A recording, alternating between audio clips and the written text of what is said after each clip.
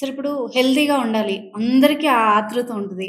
So, ఓన్‌గా medication calcium tablets కానీ, ఇలాంటివి కానీ మనం ఓన్‌గా తీసుకుంటూ ఉంటాం. అసలు మెడికల్ పరంగా, సైన్స్ పరంగా మనం ఎలాంటివి వాడాలి? అసలు ఎలాంటి టాబ్లెట్స్ మంచివి? దాని గురించి కాల్షియం, హ్మ్. ఐరన్ వాళ్ళ కొడుకు ఏదో అమెరికా నుంచి పంపిస్తాడు. మంచి మల్టీవైటమిన్ సప్లిమెంట్స్ అని ఇంత పంపిస్తారు. డబ్బా ఎల్లో డబ్బా అవును. ఉంటది. దాంట్లో ఒక 1000 టాబ్లెట్లు ఉంటాయి. హ్మ్.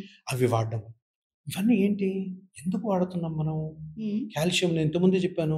కేజీలు మనం తినే ఫుడ్‌లో ఉంటే ఎందుకు వాడాలి? హ్మ్. వాళ్ళకి సాటిస్ఫాక్షన్ అబ్బా! మల్టీవైటమిన్ వాడావు నాలో వైటమిన్స్ అన్నీ వచ్చేసాయి అని చెప్పి. హ్మ్. వైటమిన్స్ అన్నీ మన ఫుడ్‌లో ఉంటాయి. Unnecessary to use. ఇవి ఎందుకు జరుగుతున్నాయి? హ్మ్. ఎందుకు ఇంతమంది జనాలు ఇంత పిచ్చయిపోతున్నారు? ఎందుకంటే అంత అడ్వర్టైజ్‌మెంట్ యాక్టివిటీ జరుగుతుంటది. హ్మ్. ఎందుకు? ఫార్మాస్యూటికల్ కంపెనీస్ వాళ్ళ మందులు అమ్ముకోవడానికి. ఇప్పుడు రిచెస్ట్ ఇండస్ట్రీ ఏదన్నా ఉందంటే హ్మ్. Pharmaceutical company. ఎందుకు సార్ రిచ్ అని అడగొచ్చు నువ్వు. హ్మ్. పారాసిటమాల్ 500 ఎంజీ టాబ్లెట్ ఉంటది. హ్మ్.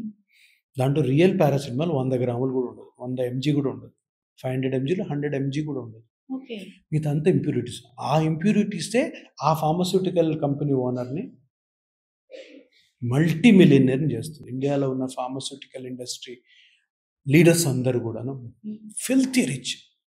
ఇప్పుడు దీన్నే ఒక వ్యవసాయం చేసుకునే రైతుతో పోల్చండి. హ్మ్. వ్యవసాయం చేసుకునే రైతు అన్నం పండిస్తాడు మన కోసం. హ్మ్. అన్నం లేకపోతే మనం చచ్చిపోతాం. మందులు లేకపోతే బతుకుతామేమో కానీ అన్నం లేకపోతే చచ్చిపోతాం. హ్మ్. రైతు కడు పేదవాడుగా అలాగే ఉండిపోయాడు.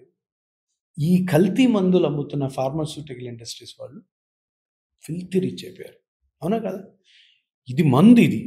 జబ్బు వస్తేనే వాడే టాబ్లెట్‌కి ఆ హ్మ్. మనిషి అది ప్రొడ్యూస్ చేస్తున్న మనిషేమో కోట్లకు అధిపతి అవుతున్నాడు. ఆ రైతు కూలీగా మారిపోతున్నాడు. అవును. అంటే ఎంత డిస్‌ప్రపోర్షనేట్‌గా ఉంది చూసారా? హ్మ్.